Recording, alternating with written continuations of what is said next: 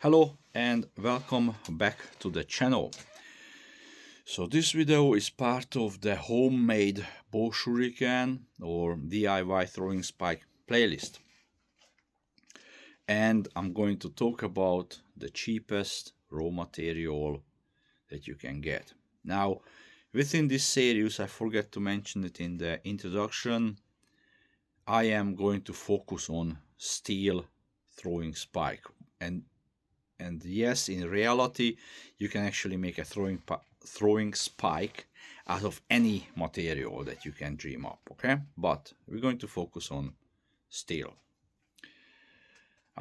This is number one. Number two, before we get into the finer details, I would like to talk about projects as in general. These two rules are applied for every project you can think of. And if you follow these two rules, the outcome, the project outcome, will be much closer to your original idea than without this, okay?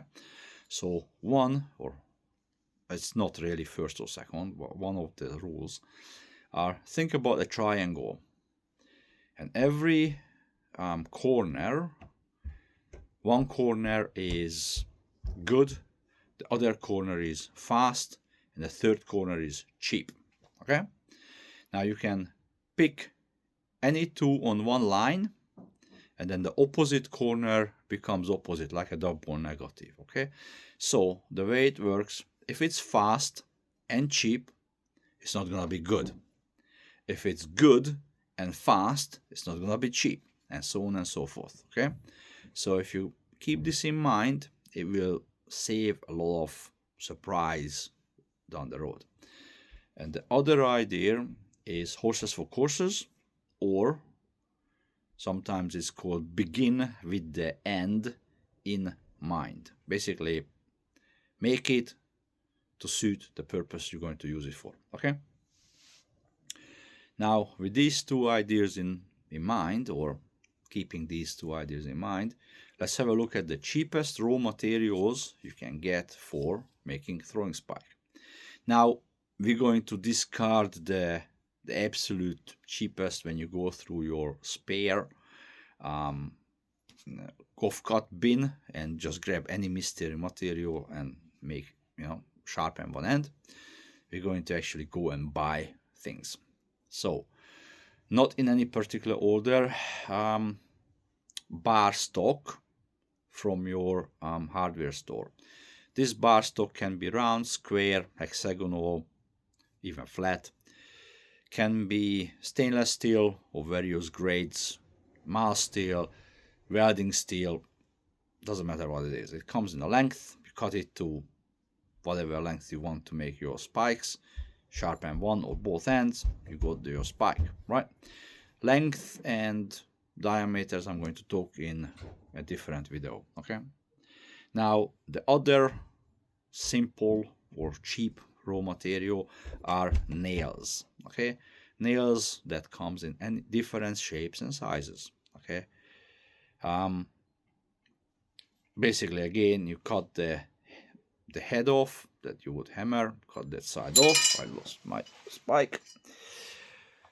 Clean up the tip, and you got yourself a throwing spike, okay? Now, the other option, again, we can get them in our hardware store, is tent pegs, right? They come in, this is some kind of mystery stainless steel material, or maybe galvanized. Sharpen the end, there you go. You don't even have to cut the hook off if you're using them for half spin, but you can cut the hook side off and you got yourself a throwing spike, okay? They are almost cheaper than nails for this size, at least around here. And then concrete reinforcing bar or steel. Here, for short, we call it rebar. Okay, now rebar, the advantage, they come in different diameters. Some of them are quite meaty. The thing that you have to look out for, rebars have or can have very, very rough textured surface. Okay, so some of them will need a really decent cleanup before you can throw it, otherwise it will rip your fingers to shred. Now, all these raw materials have one thing in common: they are soft steel. Okay, because the end use properties require soft material. For example, a tent stake, same as a nail. You don't want start to hammer a tent stake into the ground and then shatter it. Okay, you want it to bend before it breaks. Same with rebar, concrete reinforcing bar. You want to be able to bend it to different U shapes or whatever end use or whatever shape the concrete needs to be in, you know. So all these steels will bend before they break. So making throwing items out of it, they're really good because they will never ever break, but they can, and if it's smaller diameter, will bend, and the tips will need constant cleaning up. Okay, now I only thrown this a few times because I don't like it. It's too small in diameter, too short, whatever. I will talk about this later. But listen to this. So only thrown it a few times.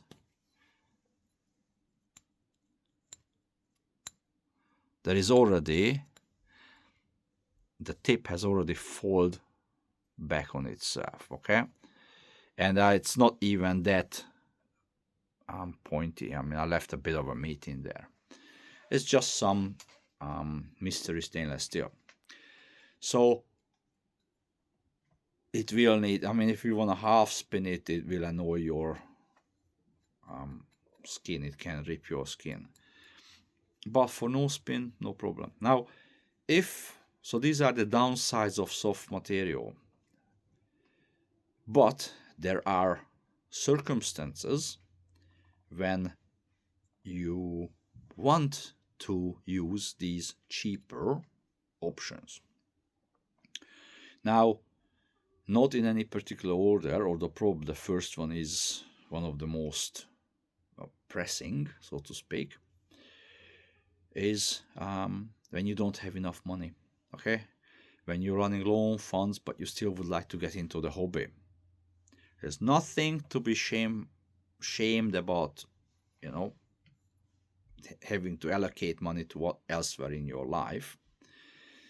It's just inconvenient. That's all it is. Okay, so if you have more time than money, then cheapest options are great because it gets you into the hobby. Okay, now the other thing you have to consider, if you're throwing in a high loss environment, for example in a forestry or in tall grass, even if you paint them bright, you still lose a lot of throwing spikes. Make them cheap as possible because you will lose them, you know. Now, other reason is I always used wood target and green targets. But if you use foam archery targets, or tatami mats, or these closed cell gym mats, which are much more forgiving on the tips than wooden targets, then soft materials could be a good choice because they're cheap. You can make a lot. Also on this, if you're doing research and development, you try to figure out what you like, what you don't like, but you want, or you would like, a lot of throwers to circle through. For example, you want to make 7 or 10 of each, then the cheapest possible material is a great idea. And then once you figure out the size, the length, the diameter, and all the rest of it, you get something better. So there are reasons. Now, the reason I made this video, because I made my first few throwing spikes out of large construction nails. And within a few sessions, I really, really dislike them because they bend and constant, point cleanup. And for years I said to everybody, don't ever, don't do that. It's no point. Until I realized, yes, there are actually reasons to use the cheapest material, and I need to correct this. And also I need to, tell people that, yeah, there are ideas or there are reasons. Okay. Now, bear in mind that not long ago I was speaking with a person who was making throwing spikes out of large construction nails. And I said, well, they're gonna be, soft and tips, bending, all that. And they were saying that, nah, don't worry, I will heat treat them. Okay. Now, let's put aside the fact that large nails, according to the internet, are low carbon nails. And again, according to the internet, I'm not really a metallurgy person and I'm not a blacksmith by any means. According to the internet, it is not easy to harden them or heat treat them properly. But even if it is, that's another two process, heat treat and then normalize back to, so it's not going to be breaking. It's another two process after stock removal. Okay. Stock removal is basically when you just have something that used to be a square pry bar, okay, and just shape it what you want, grind it, shape it. That's stock removal. So if you have to heat treat it after your initial grind, that's an extra two process. Now that will take money and time. So in my opinion, it is almost more cost effective to start with something that will never break, something more durable, which is just a little bit more expensive, but you get a lifetime use out of it, unless you lose it. And then it becomes, make it cheaper. So bear that in mind when you're thinking, oh, that's no problem, I can heat treat it, or I can do this or that. Every other process adds to the, so to speak, cost, because cost is not always money, sometimes it's time. But with that in mind, these are the cheapest raw materials you can get or you can buy to make bow shurikens. But this is definitely not a completed list. There are other ideas. Now, in the next video, I will talk about the raw materials I use or items I look for and repurpose them into throwing spikes. Okay. I am sorry, almost 14 minutes and I promised to keep these videos under 10 minutes, but I had a lot to cover and that turned out to be this long. I hope you enjoyed the video, and if so, yeah, give it a thumbs up, maybe even subscribe if you haven't yet, and I shall see you in the next video. Thank you for listening, thank you for watching, see you guys.